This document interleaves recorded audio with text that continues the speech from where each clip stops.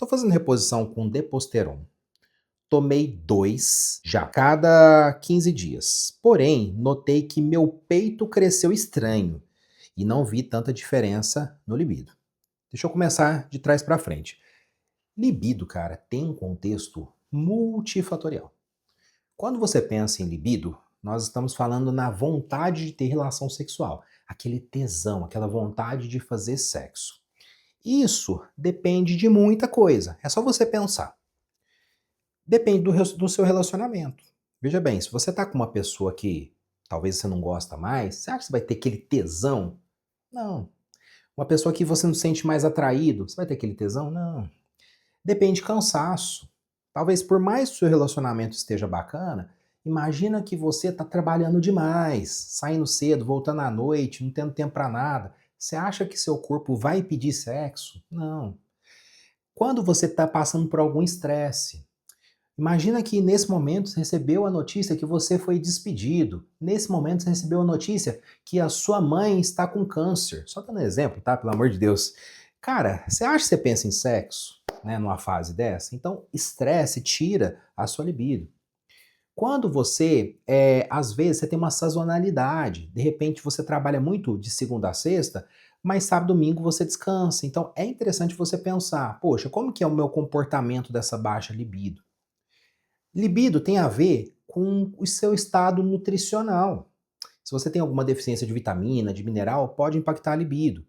Libido tem a ver com a sua cabeça. Se você é um cara ansioso, ou depressivo, ou o próprio estresse que eu falei, ou algum distúrbio psiquiátrico, de repente impacta na sua libido. Libido tem a ver com determinados medicamentos que você toma. Se você toma medicamentos antiandrogênicos, se você toma dependendo do antidepressivo, pode impactar a libido. Libido tem a ver com hormônio? Tem a ver com hormônio, mas não é só testosterona. Não existe só testosterona de hormônio no nosso corpo. Nós temos que pensar em tireoide, cortisol, a própria prolactina, a própria testosterona, DHT, estradiol, DEA. Então, cara, é toda uma orquestra. Eu quis falar tudo isso para te explicar que é toda uma orquestra. Para tudo isso, fazer com que ou tenha vontade de ter relação. E o contrário também é válido. Não é porque uma coisa está desarrumada que faz com que você tenha queda de libido. Também é um conjunto de fatores. Então, por isso que, nesse momento, uma queda de libido, ela deve ser investigada um pouco mais abrangente, para de fato você conseguir ter essa interferência. Falando da Deposteron e o crescimento do seu peito, é o seguinte, a Deposteron é o cipionato de testosterona. É um éster, né? Então, éster é basicamente uma junção de dois compostos, né, que se formam um éster, e a testosterona está ali no meio. Então, quando você usa, o seu corpo quebra, né, esse éster para liberar a testosterona. O cipionato é um éster de uma meia-vida média, mais ou menos em torno de 7 a 9 dias para cair metade da dose no seu corpo. Beleza. A testosterona, ela sofre metabolizações. Uma das metabolizações é quando ela se converte em estradiol, por uma enzima chamada aromatase, que está no seu corpo inteiro, está na sua gordura, está no seu fígado, no seu testículo, no seu cérebro, no seu músculo. Então tem aromatase no seu corpo inteiro, principalmente no percentual de gordura.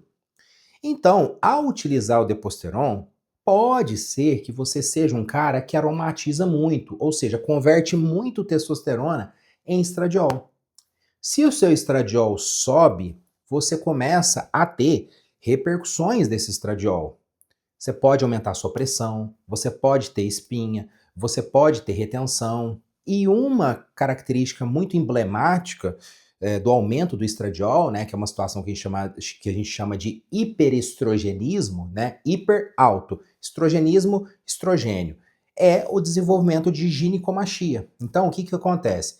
O cara que está com aumento do estradiol, por isso que é importante fazer o exame, ele começa a dar uma coceirinha no peito, de repente fica com dor ao toque, de repente começa a crescer esse tecido, né, esse tecido mamário, até desenvolver a ginecomastia, que vai culminar nesse crescimento do peito estranho que você falou.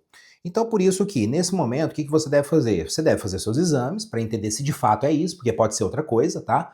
Então, faça um ultrassom de mama para entender o que está acontecendo, se é gordura, se é um tecido fibroso, né?